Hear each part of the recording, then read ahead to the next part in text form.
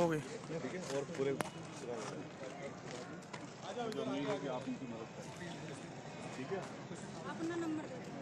ठीक है। अरे कुछ नहीं, आपका सामने तुम्हारा क्या नाम है? चलो गाड़ी चलो विजय, और ये इनके भाई। ठीक है, अब आप इनके संपर्क में रहना, और ये हैं तो मुझे उम्मीद है कि न्याय। ठीक है,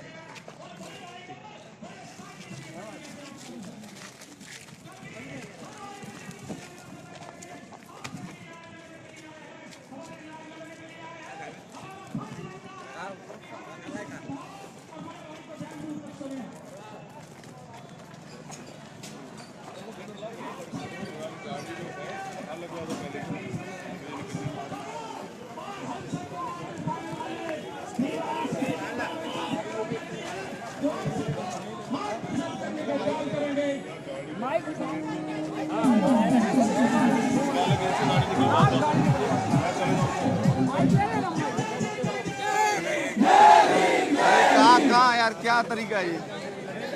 एक एक से निकलना था।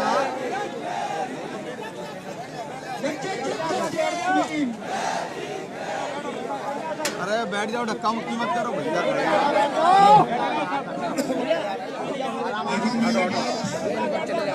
अरे मैं चाहता हूँ आप 10 मिनट मुझे सुनें, मेरी बात का पालन करें।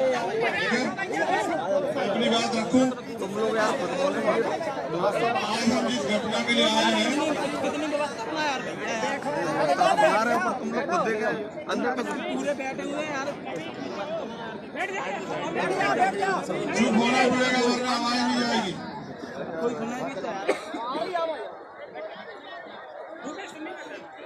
आज हम देवरान की घटना के लिए आए हैं। देवरान ही है ना? और वो घटना डरावनी है। मैंने उस परिवार से भी मुलाकात की, उनसे मिलने के बाद ही मैं यहाँ आया।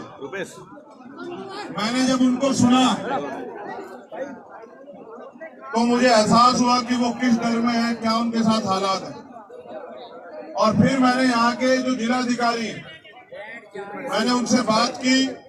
आप सब लोग भी यहाँ आए, मैं अपनी बात आपको बता देता हूँ। लेकिन कोई भी लड़ाई एक दिन में नहीं जीती जाती, और एक दिन में कोई न्याय नहीं होता है। अगर न्याय चाहिए तो संघर्ष करने के आदी बनो। अगर न्याय चाहिए तो फिर अपनी लड़ाई को अपने पैरों पर खड़ा होकर लड़ने के लिए तैयार हो जाओ। देखो, उनको तब तक मारा गया जब तक वो उनकी जान नहीं चली गई।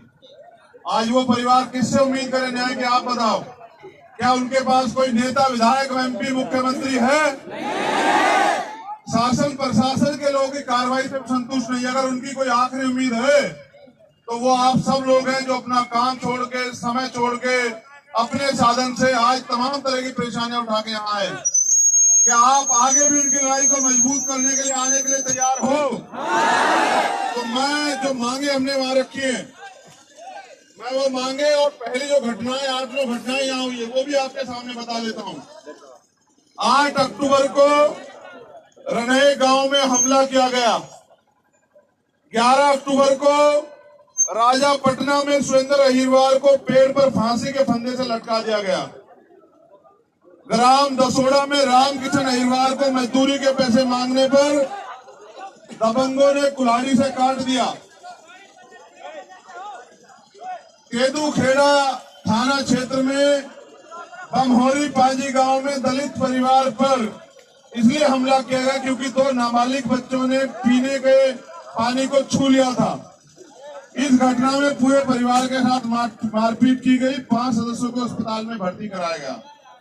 गांव जेरड़ तहसील पथरिया में थ्रेसिंग कर रहे मजदूर वीरू अहिरवार को थ्रेसर में धक्का देकर जान से मारने का प्रयास किया, जिसमें उसका एक हाथ कट गया, जिस पर पुलिस ने अपराधी को अभी तक गिरफ्तार नहीं किया।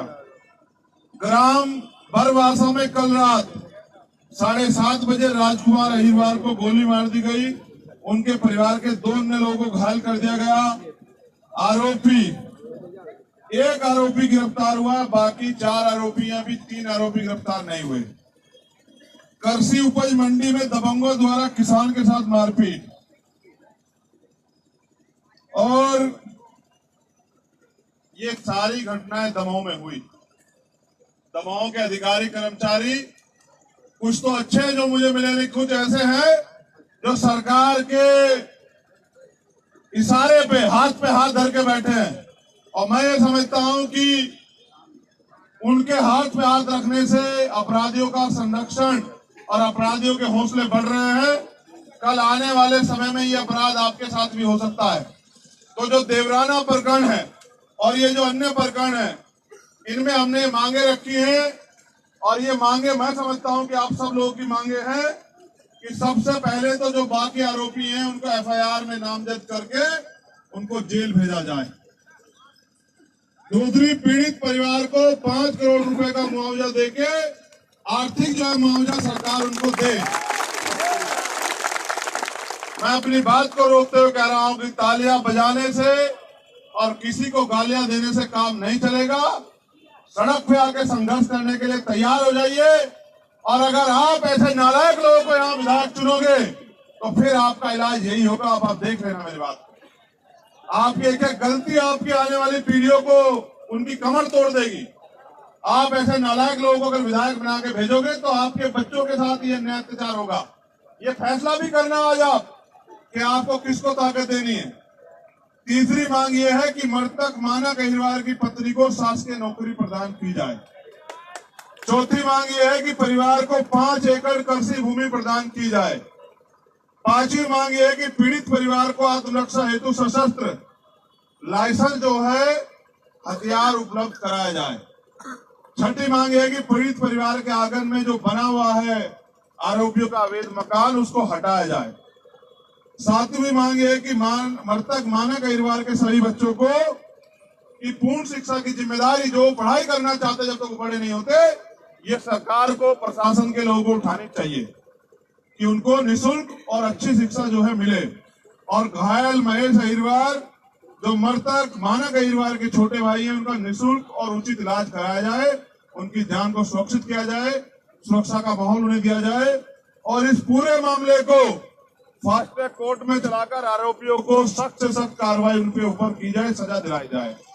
और अंतिम जो मांग है, उनको गांव से हटाकर शहर में यहाँ दमोह में रहने के लिए मकान की व्यवस्था जो है उस परिवार को कराई जाए, ऐसी हमारी मांग है। और इन मांगों के लिए हमने यहाँ के जिलाधिकारी महोदय के माध्यम से यहाँ की सरकार को आज 1 तारीख है, 14 तारीख तक का समय दिया है। अगर 14 तारीख तक हमारी मांग पूरी नहीं होती, मैं वचन देता हूं कि 15 तारीख से सड़क के बाहर नहीं, सड़क के अंदर जिला मुख्यालय में धरना शुरू होगा और अनिश्चितकालीन धरना होगा। और जब तक धरना चलेगा, ये धरना तब तक चलेगा जब तक हमारी मांगे पूरी नहीं होती। और डीएम कार्यालय में हम लोग ताला लगा देंगे। जो जिलाधिकारी, जो एडिशनल एसपी हमें न्याय नहीं दे सकता, उसको संवैधानिक कुर्सी पे बैठने का कोई अधिकार नहीं। अगर मेरी आपसे मांग है एक दिन में लड़ाई जीत जाती, क्या आप 15 तारीख को आओगे? बस इतनी सी संख्या में? क्या बस इतनी सी संख्या में आओगे? वादा करो कि एक आदमी कम से कम 20 आदमी को तैयार करके लेके आएगा। आओगे नहीं आओगे बताओ? ऐसा तो नहीं मैं अकेला यहाँ धरना देता रहूंगा। आओगे नहीं आओगे बताओ? वादा करो।